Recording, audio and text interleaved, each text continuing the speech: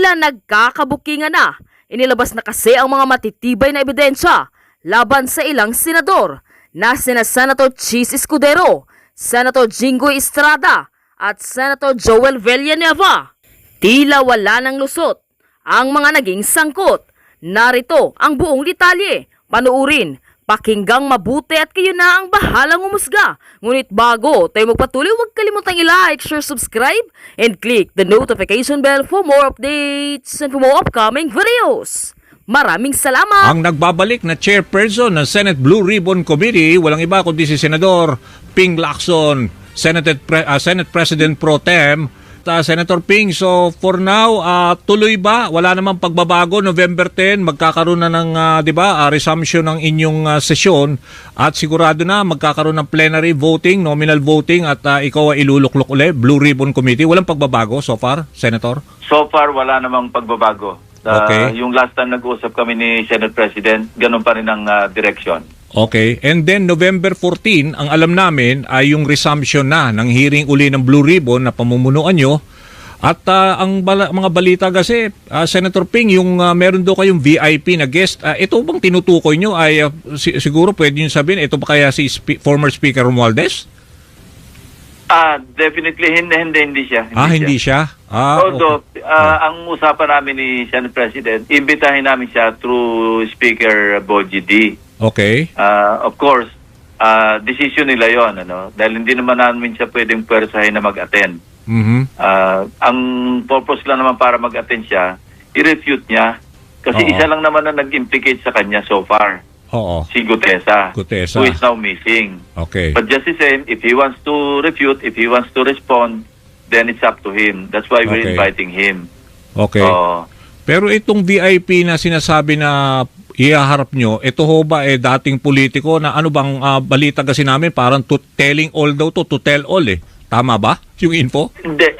I think yung tao could wrap up yung usapin tungkol sa flood control kasi may mga bago siyang sasabihin, may mga bagong pangalan na babanggitin at magbibigyan ng detalye. May mga ayon sa kanyang naitabi mga digital files, kung ano man yung kanyang mga pinanghahawakan. Kasi hindi ko naman tatanggapin kung say so, kung salita lang, wala namang backup na dokumento man lang.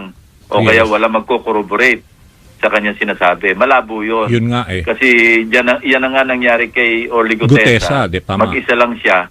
Kaya nga pinipilit kong ang sinasuggest ko isubpina doses tecum namin man lang yung security agency na nahinar nila do sa construction site or yung contractor ng renovation ng bahay kasi critical para sa akin yon dahil kung mayroong lalabas sa logbook na may pumasok na mga ng convoy na mga vehicle. Yes, oo. Yung period na sinasabi ni Gutesa between I think December 2024 hanggang August 2025. Okay. So yun daw yung na-detail siya kay Saldico. Okay. So matibay yun. Pero kung sariling salita lang ni Orly Gutesa at siya lang at yung pa nga na-complicate pa noong resolution ng Manila RTC yung na fortune signature ng notaryo publiko medyo lumabo. Although sinasabi ko pa rin valid pa rin yung kanyang sinumpang salaysay. Yes. Kasi sinumpaan niya yon sa harap ng Blue Ribbon Committee. Oo, so bali ang problema kasi kay Gutesa wala pang kayong corroborative, 'di ba? Na somehow susuporta sa kanyang sinasabi. So in the absence of that, mukhang sabi nga rin ng lawyer din ng mga iba na naririnig ko, it will not stand in court, 'di ba? Tama ho, 'di ba? For now. Yes, hindi pwedeng stand alone. Okay. Marami naman pwedeng panggalingan ng corroboration eh. Pwedeng kasi tatandaan lang ko last time yung kabe-break lang namin, session break, nagpahayag si Senator Bato de la Rosa na kung pwedeng isa lang yung isa sa mga binanggit ni Gutesa, either si Paul or yung si Mark. At yung Mark, yung dalawa. Nasaan na sila? Yeah, welcome. Mark yata. Sabi ko, welcome of course. Sinabi ko rin kay SP. Mas maganda yan para magkaalaman talaga kung may katotohanan yung sinabi ni Gutesa. Kaya lang, of late, nung kinumusta ni Senate President, si Senator Bato, hindi niya na raw makontak at ang kanyang balita pa nga, nakaalis na. nag-join na. kay, Kaya- kay ex-Congressman Saldico sa Europe. I don't know kung totoo yun o hindi. Although si Senator Marcoleta, sinasabi naman yung isa nasa Chile. So pagkagulo-gulo. Mhm. So anyway, Pinaimbestiga, kinakapa pa rin namin yun. pinasumpinan nyo Oo. rin yung dalawa para mag-appear? Just in case, yung Mark and Paul? Papaimbitahan. Kasi ang, Okay. proseso namin, paimbitahan, pagka hindi dumating, pwedeng pasupinahan. Okay, pero yung sinasabi yung VIP witness, ang parang pangamba nyo rin, parang wala din siyang, hinahanapan nyo rin ng corroborative na somehow mag-support sa sasabihin nito. Yun din ba nagiging Hindi. problema? May mga dokumento siya. Okay. Kasi ang sinabi ko, ang kabilin-bilinan ko, kung magbabanggit siya ng pangalan at maninira ng pangalan na wala Okay. naman siyang Kaya- pruweba, kundi Oo. yung kanyang sariling salita, o walang pwede mag-corroborate sa kanyang sinabi na testimonya man lang o kaya dokumento, wag na siya magbanggit kasi wala rin eh. Yun nga, Yes. magbabanggit ka, hindi mo naman kayang susugan Oo. ng corroborative evidence, so useless. Okay. Doon sa sinabi ni Ombudsman Remulla, sabi niya as far as they're concerned, yung kaso naman ni former Speaker Romualdez, wala talaga silang makita na criminal liability kasi hindi naman siya talagang naging bahagi raw ng pag-insertion. Ang the only way na parang pwede lang siya ma-blame is because siya ho ang pumili na bilang APRO chair si dating Congressman Saldico. Yun ang nakikita niyang gross inexcusable negligence. Oo. Negligence. Oo. Yun din ho ba ang nakikita nyo based sa mga investigasyon nyo as far as the former speaker is concerned? Well, tulad ng sinabi ko earlier, only Orly Gutesa ang nag-implicate sa kanya na wala naman nagko-corroborate. Kaya napaka-importante yon. Mhm. Kaya nga, naghahanap kami ng pwede mag-corroborate nung statement okay. si Gutesa. Otherwise, hindi Okay. pwede mag-stand alone eh. Hindi pwede Yeah. stand alone. Pag stand alone, medyo mahina. Hindi talaga tatayo sa korte. Okay. Pero ngayon, di ba meron na hong rekomendasyon ng ICI para dun sa filing of charges, pinorward na nila sa ombudsman laban dito.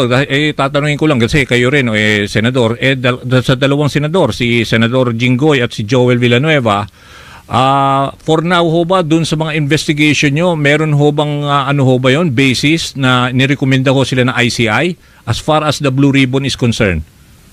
Ganito, Danny, no? Nung naimbitahan ako ng ICI along with the Senate President, iniwanan ko sa kanila yung buong files ng aking dalawang privilege speeches. Okay. Pati yung mga Sa ICI?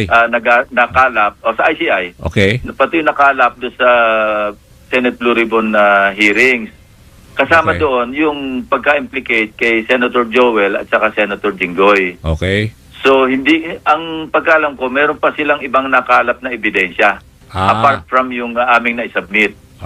So, yun ang pag-alam ko kaya nirekomenda nila na sampahan na ng sumailalim na sa preliminary investigation at the very least. So iba rin yung pinagbatayan nila based on sa additional na isinambit na ninyo, no? So pwedeng may batayan, no? If ever, no, meron silang ibang pinagkukunan na sources, di ba? Yes. Tama ba? Pati Oo. yung kay Senator Chis Escudero, ganun din. Mukhang si Ombudsman Remulla, Yeah. kasi patuloy naman yung pakipag-ugnayan nila sa AMLAC, ano? Okay. Dahil 'di ba may mga pros and accounts tapos Oo. nasusundan ng AMLAC. Oo. In all probability, ang pinanggalingan ng sinasabi ni Ombudsman Remulla Okay. na meron silang na-trace na movement Money trail. ng Money trail. transaction. Yeah, money Yeah. trail. Yun ang sinasabi Palagi niya. ko nanggaling sa AMLAC yun. So aside okay. from Chis Escudero, baka meron pang nakalap yung Yung Ombudsman kay Maynard Ngo, di ba? from the AMLAC. Money trail eh. Di ba yung money trail? Yeah, money trail. Si Medyo Yusuf titiba Bernardo. yun kasi Tama. nagtutugma yung Okay. testimonya pati yung money trail. O ito, mainit na balita ito, ha? At kwentuhan natin ito habang tayo nagkakape. Maganda tong balita. Sa interview kay Senador Ping Lacson, mga kabunyog, in-interview siya ng DZMM. Sinabi mismo ni Ping Lacson na may mga dagdag pa lang mga ebidensya. May matindi pa lang mga dagdag na ebidensya kila Jinggoy Estrada, Joel Villanueva at Chis Escudero. At ito pala ay mga ebidensya galing sa AMLAC, Anti-Money Laundering Council. Ay mabigat nga ito. Mabigat nga ito. Sabi ni Kabunyog Antonio Almonte, yari na. Yan mga kabunyog. Ayon kay Senador Ping Lacson, sa interview sa kanya ng DCMM, O ngayon, sabi ni Senador Ping Lacson, nag-meeting daw sila ng ICI. Nag-meeting sila ng ICI. Ngayon, pagkatapos ng meeting ng ICI, sa meeting daw na yon, pinakita sa kanila ng ICI yung mga dagdag na ebidensya. Sinabi daw ng ICI na may mga dagdag na ebidensya. Mga mga proof galing sa mga ebidensya galing sa AMLAC, Anti-Money Laundering Council. Ito yung tinatawag ni Boying Rimulya. Sinabi na rin ito ni Ombudsman Boying Rimulya na mayroong money trail kay Chis Escudero. Pero ayon kay Lacson, hindi lang pala si Chis Escudero. Pati si Joel Villanueva saka si Jingo Estrada, mayroong money trail galing sa AMLAC. Kaya ayon nga doon sa interview na pinanood ko, kaya pala nag-recommend na ang ICI na kasuhan na itong si Joel Villanueva, kasuhan na ng ombudsman saka si Jinggoy, kasi hindi lamang yung testimonya nila Bryce Hernandez Hindi lamang yung testimonya nila Henry Alcantara. Hindi lang yung kay Yusek Bernardo, hindi lang yun. Mayroong mga documentary evidence at yan yung mga ebidensya galing sa AMLAC. Kaya kumbaga ganun pala yung kwininto yun ni Ping Lacson sa interview sa kanya. Kaya pala galit si Marcoleta kay Lacson, yung, di ba? Naalala nyo yung naging topic ko ito, sabi ni Marcoleta. Hindi ko maintindihan.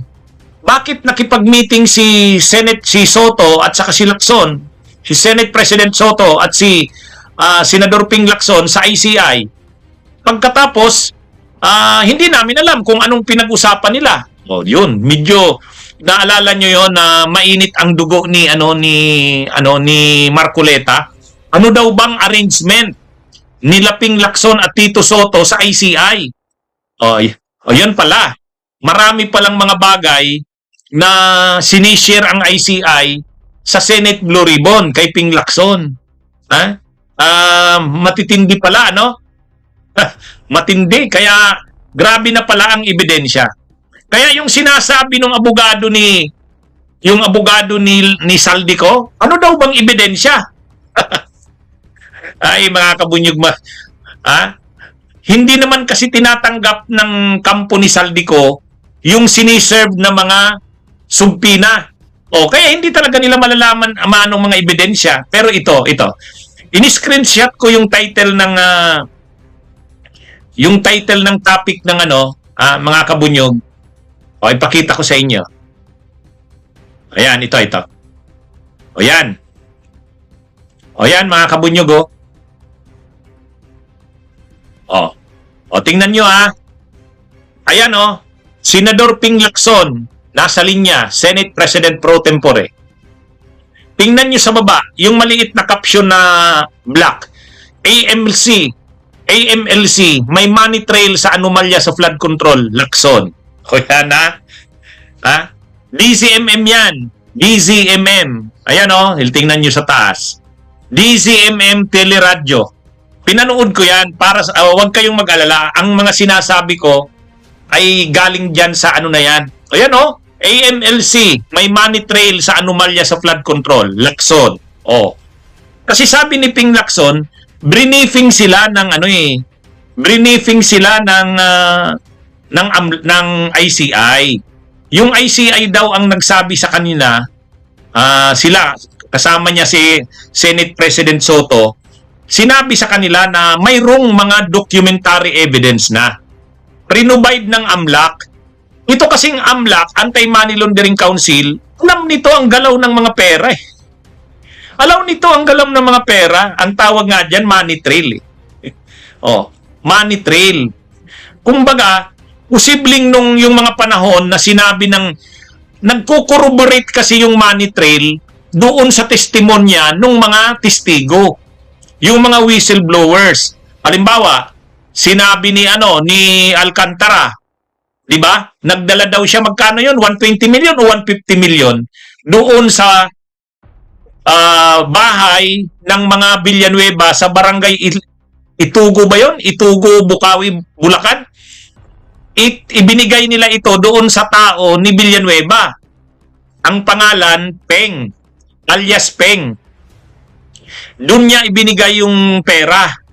So ngayon, ibig sabihin, posible yan na pagkabigay ng pera, baka nag-deposit ng ganong araw si Joel Villanueva, siguro dineposit yung 50 million. Sumunod na naman na linggo, 50 million. Pwedeng ganun yan. So ibig sabihin, yan yung sinasabing money trail. Yan yung sinasabing money trail. Kaya, kumbaga, ang AMLAC kasi napaka-powerful niyan. Alam nyo mga kabunyog ang AMLAC, Anti-Money Laundering Council? Matindi ang power niyan. Binigyan yan ng batas, ng kapangyarihan na tingnan ang mga accounts. Yung mga tinatawag doon, ano bang transactions yun? Suspicious transactions. Yung mga suspicious transactions, pwedeng igulot. O, salamat Felix ha. Yung mga suspicious transactions ng mga tao, politiko, negosyante, lahat. Pag may nakitang suspicious transactions ang AMLAC, pwede nilang orderan ang bangko na bigyan sila ng record ng mga nasabing transactions. Ganyan kamakapangyarihan ang Anti-Money Laundering Council. Kasi, ang iniiwasan na ang Anti-Money Laundering Council kasi, at binigyan niya ng kapangyarihan kasi nga, yung mga pera na galing sa masama, ang ibig sabihin kasi ng laundry, di ba, linalabahan? Linalabahan. Kaya yung mga perang galing sa wetting, yung mga perang galing sa drugs, yung mga perang galing sa galing sa kidnap or ransom, yung mga perang galing sa korupsyon. Mga yan maruruming pera yan. So ang ginagawa ng mga hinuhugasan yan, kumbaga linolaundry. Kaya binuo yung Anti-Money Laundering Council para i-trace yung mga yan. Nililinis, tama si Arnold Cañada. Salamat, tama. Nililinis, linolounder. So ngayon, kaya yan, kapag may nakikitang suspicious transaction, maa-alarm ka agad ang AMLAC niyan. O ngayon, dahil dito sa mga transactions ng mga flood control na to, tinitingnan na ngayon ng AMLAC yung mga panahon. Halimbawa, pag sabi ni Alcantara na sa ganitong buwan, ganitong taon, nagdala ako ng pera kay alias Peng, tao ni Joel Villanueva, doon sa barangay, ano nga ba yun? Barangay Itugo. Igulot. Salamat Felix ha. Tapos, makikita mo ngayon sa mga accounts ni Joel Villanueva, may pumasok na pera. Ibig sabihin, siguro portion ng diniposit. Iyan yung sinasabing money trail. Ngayon, ayon kay Ping Lacson, may hawak na mga dokumento ang ICI. Sila kasi sa Blue Ribbon naputol Naputol yung investigasyon 'Di ba? Kasi nga nag-resign si Ping Lacson. Pero yung ICI, may mga investigasyon ang ginawa at saka humingi na ang ICI ng mga record sa AMLAC. So mayroon na ngayong mga dokumentong hawak ang AMLAC. Kaya yun yung sinasabi ni Ping Lacson na ito na. Ipakita ko uli. Tingnan nyo sa baba. Yung title sa baba, ABS-CBN News. Tingnan nyo sa taas. AMLC may money trail sa anomalya sa flood control. Lacson. Ang tinutukoy dyan, binanggit mismo ni Ping Lacson sa interview na yan, tungkol yan kay Joel Villanueva, tungkol yan kay Jinggoy at kay Chis Escudero. Yan mga kabunyog, mga kababayan. So matibay na. Kumbaga ang nangyayari dito, mga kabunyog, nagtutugma Nagtutugma yung mga testimonya ng mga whistleblowers nila Bryce Hernandez, nila Henry Alcantara, sa ni Bernardo. Yung mga testimonya nila, saka yung si Mendoza, JP Mendoza, yung mga testimonya nila tungkol sa mga pera na dinala nila, nagtutugma doon sa records ng AMLAC, doon sa mga dokumentong hawak ng AMLAC, ng Anti-Money Laundering Council. Kaya ngayon, sa madaling sabi, ang mga ebidensya ngayon laban kila Jinggoy, kila Joel, hindi na lang yung testimonya ng mga whistleblowers. Kino-corroborate ito nagtutugma ito doon sa mga records ng Anti-Money Laundering Council. Mayroong hawak no ng ICI. Turn over na yan sa ombudsman para i-file na ng ombudsman ng kaso. Kaya yung pagsabi ng ICI na pwede nang kasuhan si Jinggoy, pwede nang kasuhan si Joel Villanueva dahil may mga ebidensya silang hawak. Hindi nga lang sa atin sinasabi. Pero yan, sinabi na ni Lacson eh. Sinabi na ni Lacson. Ha? Oh. Kaya, ano mga kabunyog, mga kababayan? So, ito mga kabunyog, magandang development ito. Kaya, ano ito? Kaya yung sinasabi ng abogado ni Saldico na wala daw ebidensya, sos, ha? Ito na. Ito na. Kaya, ano lang to mga kabunyog? Araw na lang ang binibilang, ipafile na yung mga kaso dito kila Jinggoy, kila Joel Villanueva. Kasi nga, ano dito, ano ito mga kabunyog, mga kababayan, ang ebidensya laban sa kanila, hindi lang yung mga sinumpaang salaysay nila Bryce Hernandez, Alcantara, nila dating DPWH Yusek Bernardo, hindi lang yon, kundi yung ano mismo, yung records ng AMLAC.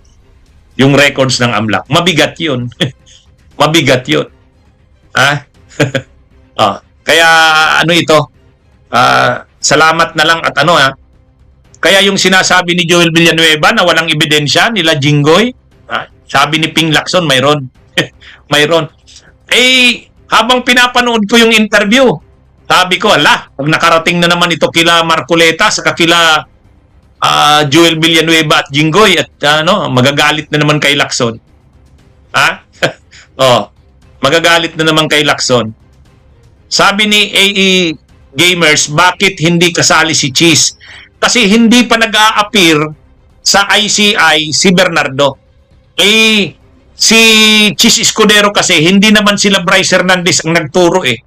Hindi naman sila Alcantara, yung Bulacan Boys. Hindi.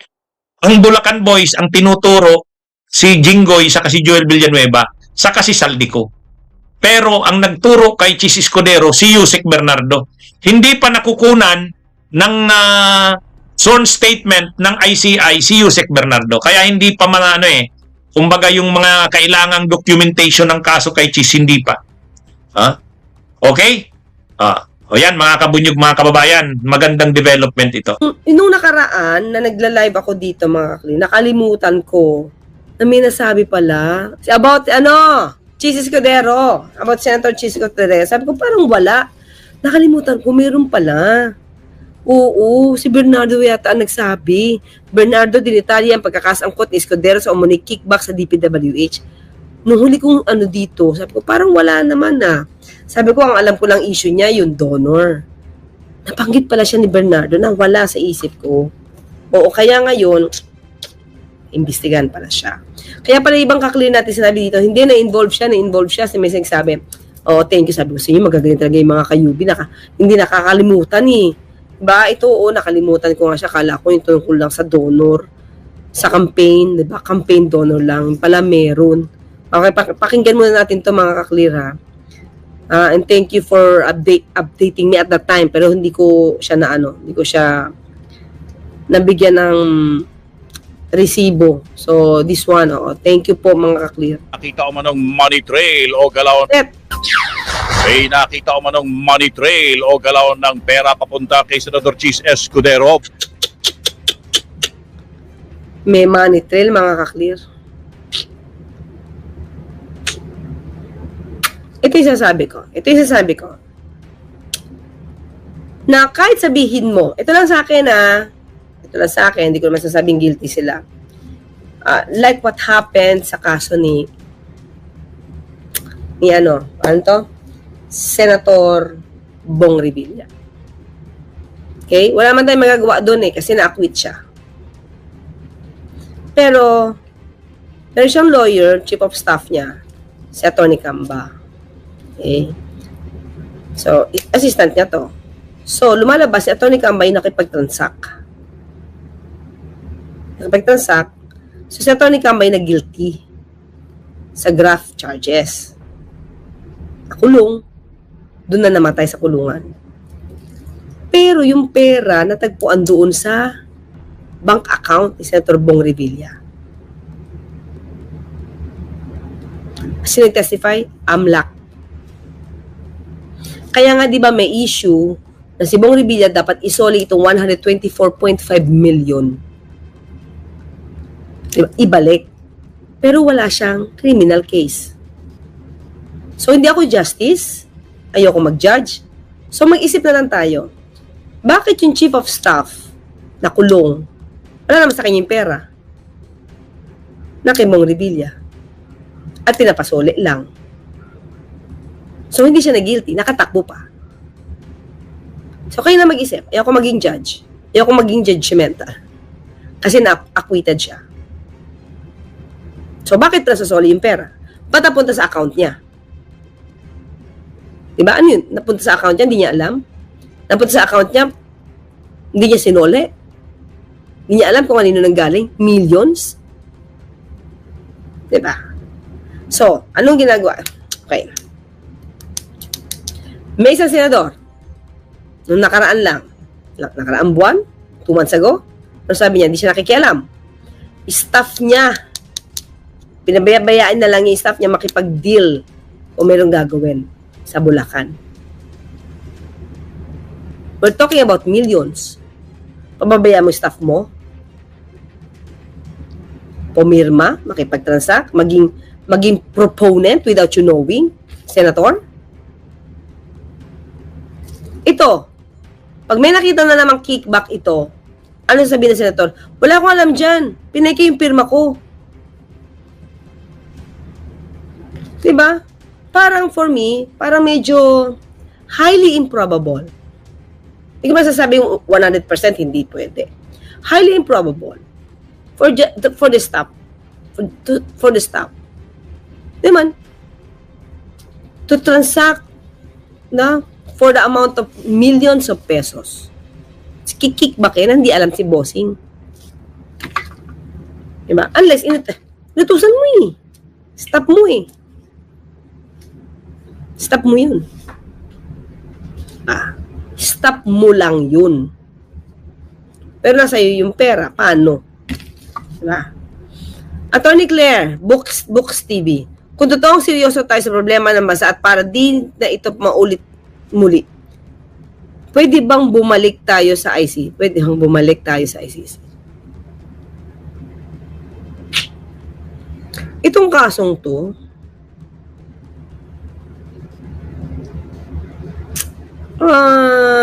di ko alam kung papasok tong kasong to sa ICC. Well, anyway, ito naman tingin ko. Since nakikita naman yung justice system ngayon, talagang, nagkakaso, ayun nga lang, sabi ko, sana, yung maghihirang case dito, tutok, hindi ko naman hindi ko naman kinokondena yung mga justices, hindi. Isa kasi depende yan sa mga witnesses, sabi ko, sana hindi sila magsawa.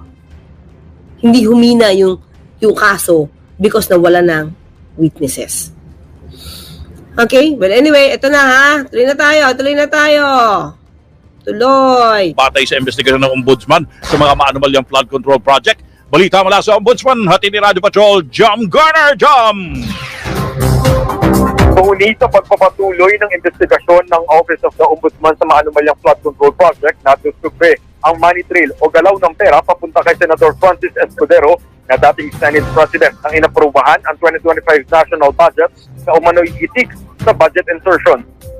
We have the 5 statements leading of a money trail leading to him. Narrations of fact. Mga ka-clear, baka nakita yung mga deposits. Bakit? Money trail. Nakipag-ugnayan sila sa AMLAC. Diba? Kaya nakita to. That are there already. But of course, we want to address. Inisip ko tuloy mga ka-clear. Lately. Naisip ko tuloy, hindi ba tumahimik si Cheese? Recently. Before talaga, press con, press briefing, kapihan, talking about forthwith, talking about impeachment. Ayan, tuloy. Hindi ba parang yung taong protectionan mo, mukhang nakaligtas sa panahon mo. Ikaw ngayon, napo-forthwith ka sa investigasyon. Diba? Ang bilis eh. Tapos nakita na yung money trail going to Chis Escudero. Pwede bang ibigay kasi for our... ibig mo sabihin Box TV. Ibig sabihin, kung magiging member tayo. Yung pala yun. Sorry naman. Hindi ko po alam eh. Hindi po namin napag-uusapan. Hindi po ako natatapik patungkol sa issue na yun. Wala siya sa radar. Opo. Busy po ang Pangulo sa ibang mga proyekto. Oo. Kung paano yung maghikayat na investors. Kaya nga po karamihan pag umaalis po kami, may biyahe, ang lagi niya pong bitbet, lagi ang DTI.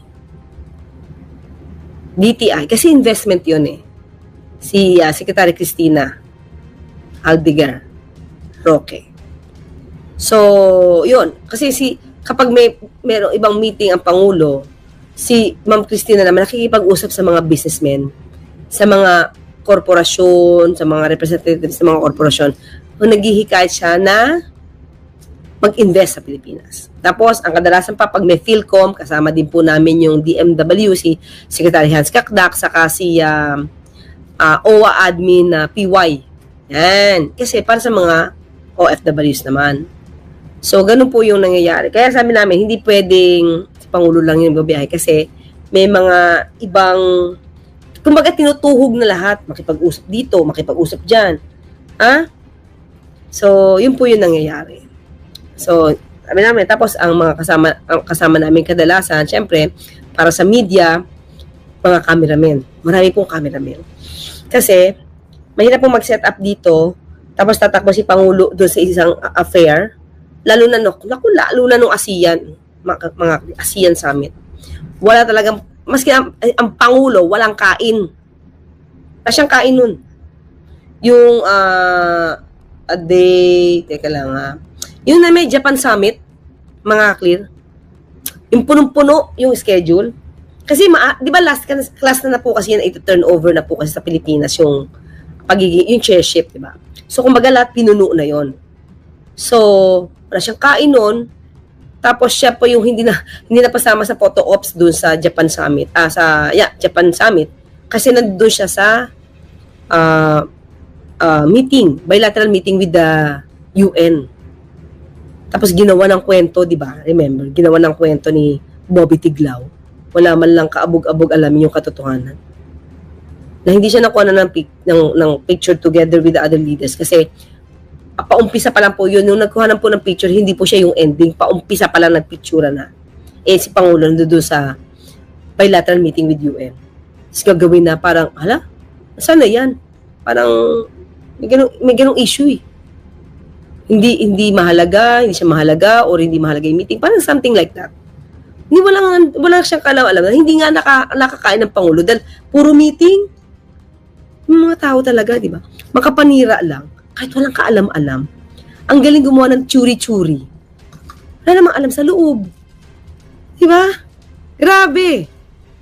Makapanira lang. Samantalang yung isa dyan, hindi niya napupuna. Ang ginagawa, ang Pangulo nagtatrabaho, yung iba nagsusnow white. Hindi niya pinuna. Hindi niya pinupuna. Diba? So, sayaw-sayaw lang, TikTok. Diba? Pangulo, nandoon, nagtatrabaho, yun ang pinupuna. Diba? Ganun, no? Parang kabayo, ang mata lang kay Pangulo para manira. Samantalang sa tabi mo, meron walang trabaho, di man lang lumingon. May tapa-oho. Makapanira lang talaga. Journalist pa man din. Anyway. Kaya pala ayaw na impeachment ng mga hudas na... Sorry naman. Sorry ulit.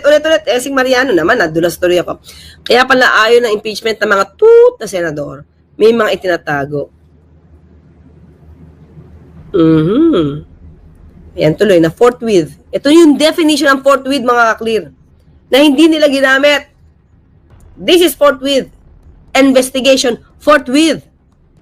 Na ICI, ng Ombudsman, DOJ, yan ang forthwith. No, alam na siguro nila ngayon anong ibig sabihin ng forthwith. Ayan na, ito talaga inaabangan kong balita ang pagsabi ni Cheese. Oo. Ito tuloy tayo. Ang problema nun, may money trail. Paano? With other evidence, which we're looking to right now. This was a fact. We have the five statements leading of a money trail leading to him. Narrations of fact that are there already. But of course, we want to buttress it with other evidence, which we're looking to.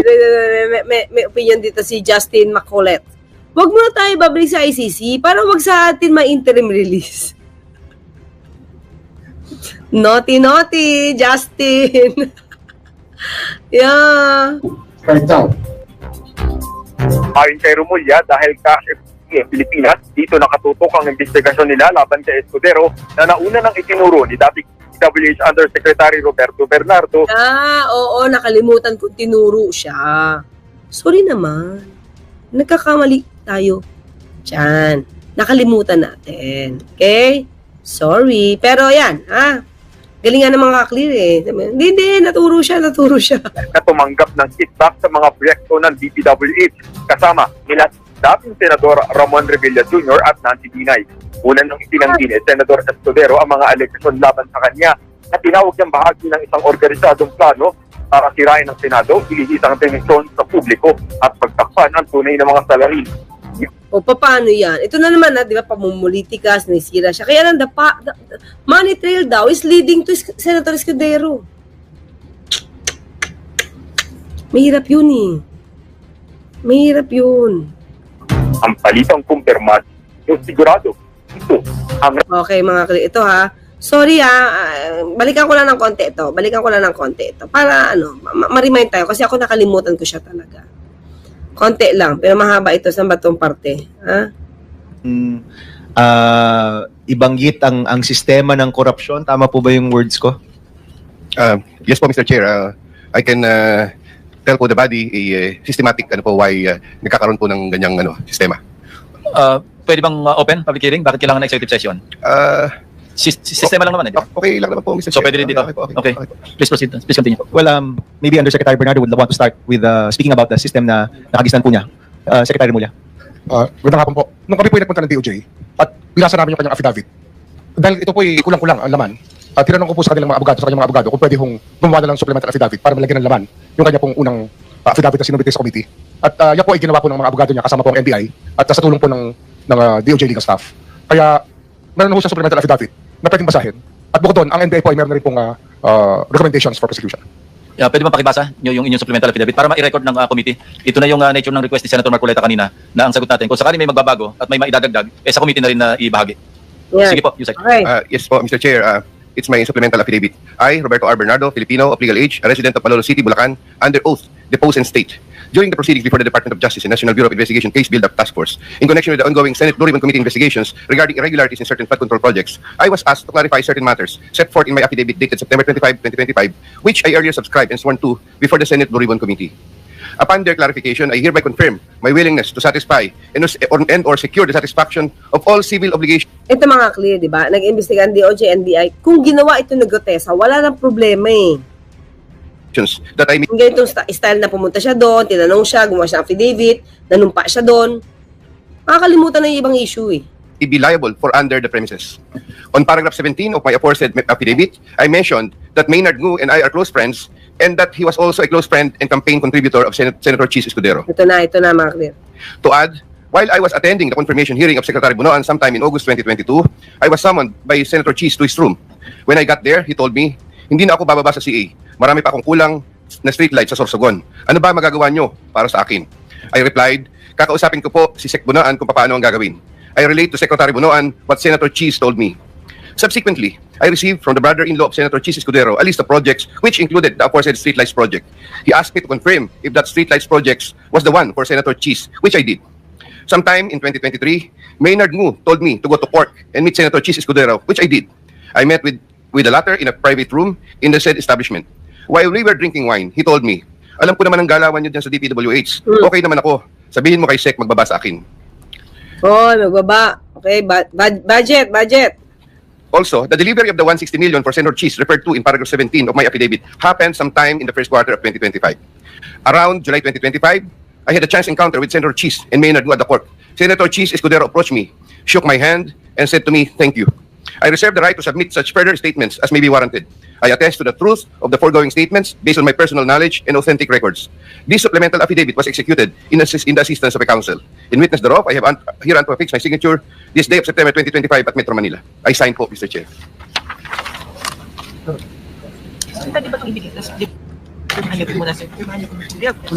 Napirma ko na. Kanina na yan. WH, would you be willing to share that with us now in open plenary? Yes po, Mr. Chair. Sige po. Tatagalugin ko na lang po. Una po, sa pagpahanda po ng budget para sa mga operational na hindi na po namin alam kung ano. Ito po usually nanggagaling I-advance ko lang. sa mga congressional districts.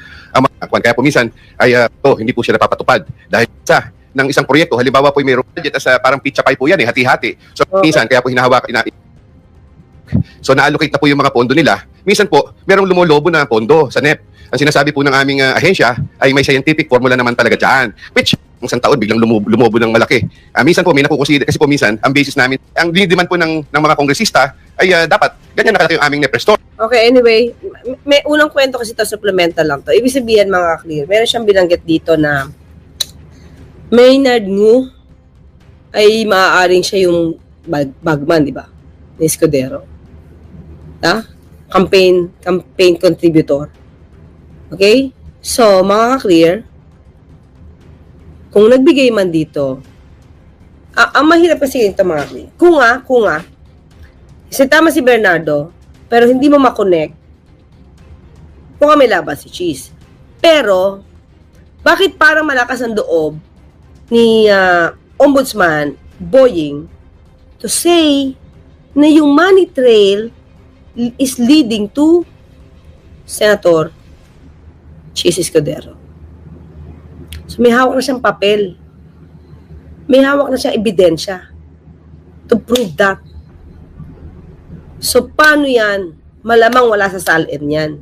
Kung 160 million yan, mga ka-clear, 160 million, kayang-kayang bilhin yung paray-baring.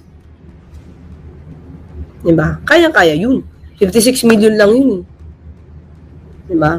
Pero they have to still prove that. Pero kung meron Hugo, send him to the slummer. Send him to the slummer. Forthwith. O yun. Na forthwith. May dokumento mga kaklir. Maliban sa dokumento nakita, kung hindi magpa-falter itong si Bernardo, mapo-forthwith talaga itong si Senator Chis. Okay? So, maliwanag Maliwanag siya sinabi. Sa iba, parang wala pa ako nadinig na ganito ka-sure that the money trail is leading to Senator Chis Escudero. So, may papel na hawak ito si Ombudsman. Yan.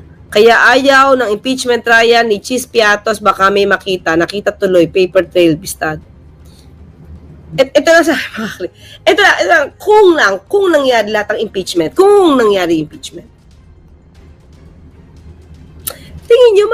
tingin ko magkakaroon pa rin ng ganito eh. Tingin ko magkakaroon pa rin ng investigasyon. Bakit? Kasi babaha pa rin pag umuulan. So pagbabaha pa rin, nahanapin pa rin ni Pangulong Marcos Jr. Nasaan yung flood control projects? Tingin ko inevitable to eh. Talagang mangyayari to. Kasi, hindi naman natutulog yung Diyos eh. Kung talagang may dapat na managot, na sumobra ng pampered, mga ka-clear, na pamper sila sa mga kupit-kupit.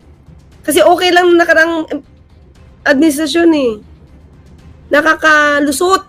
Kasi wala nag-iimbestiga. Hindi nila inalam na ang Pangulo, kahit ganito kabait, matindi.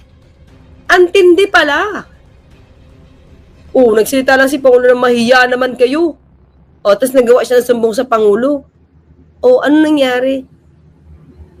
Umiikot lahat-lahat sa parte ng katawan nila. Lalo na yung may mga kasalanan.